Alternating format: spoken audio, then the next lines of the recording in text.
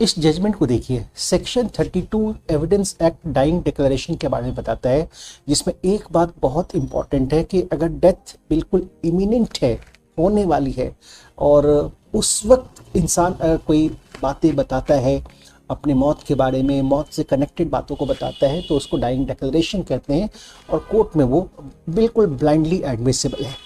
लेकिन एक बात बड़ा इंपॉर्टेंट है जो सुप्रीम कोर्ट ने क्लियर किया है कि अगर मरने का आशंका नहीं है, एक पर्सन को नहीं लग रहा है कि वो मर जाएगा,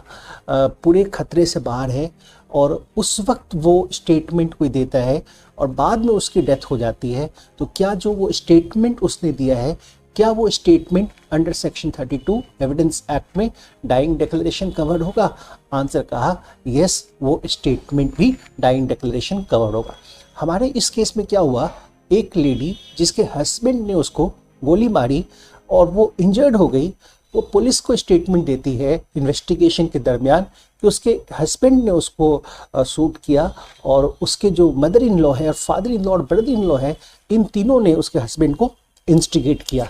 तो ठीक है, वो स्टेटमेंट तो चलो हो गई, लेकिन थोड़े समय के बाद उस लेडी की डेथ हो गई।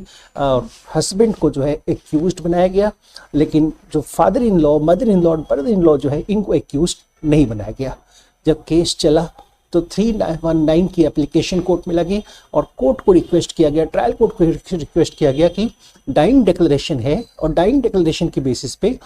इन तीनों को भी एक्यूज्ड बनाया जाए। लेकिन ट्रायल कोर्ट ने एक्यूज्ड बनाने से मना कर दिया, क्योंकि जब वो स्टेटमेंट दी थी उस वक्त उसकी डेथ की कोई आशंका नहीं था। ट्रायल कोर्ट ने इसको डाइंग डिक्लेरेशन नहीं माना, हाई कोर्ट ने भी इसको डाइंग डिक्लेरेशन नहीं माना, लेकिन सुप्रीम कोर्ट ने अपनी इस जजमेंट में, कल के जजमेंट में, ट्रायल कोर्ट के ऑर्डर को और हाई कोर्ट के ऑर्डर को क्वेश्चन कर दिया और ये स्पेसिफाई किया कि इमिनेंट डेथ होना कोई ज़रूरी नहीं है